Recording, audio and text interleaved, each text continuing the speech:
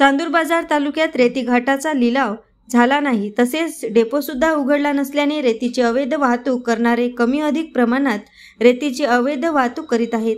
यावर तहसीलदार गीतांजली गरड यांनी प्रतिबंध घालण्यासाठी पथक नेमले असले तरी त्यांनी आता स्वतः पेट्रोलिंग सुरू करून कारवाईची धडक मोहीम उघडली आहे। अशातच दिनांक 14 रोजी सकाळी 10 वाजताच्या दरम्यान तहसीलदार गीतांजली गरड स्थळ निरीक्षणाकरिता चांदूर बाजार ते आसेगाव रोडने जात असताना त्यांना रेती भरलेला टिप्पर आढळून आला। क्षणाचाही विलंब न करता त्यांनी टिप्परचा पाठलाग करून शिरसगाव अर्डक ते जवळा रोडवर टिप्पर थांबवून त्यांची चौकशी करण्यात आली।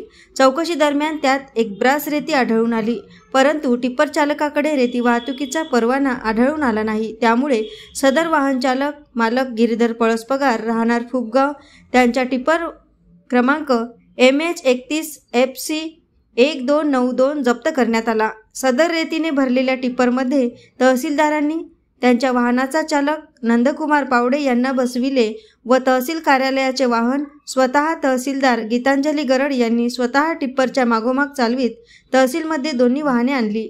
या कारवाईमुळे अवैध रेती व्यवसाय करणारे, रेती उत्खनन व साठवणूक करणारे, विनापरवाना मुरुम वाहतूक करणाऱ्याचे धाबे दणाणले आहेत। फेब्रुवारी ते 15 मार्च दरम्यान अनेक ठिकाणी भेटी देऊन गौण खनिज तपासणी करण्यात आली। एकूण 4 वाहने जप्त करून त्यांच्यावर दंडात्मक कारवाई करण्यात आली व एका वाहन चालक मालकावर गुन्हा नोंदविण्यात आला।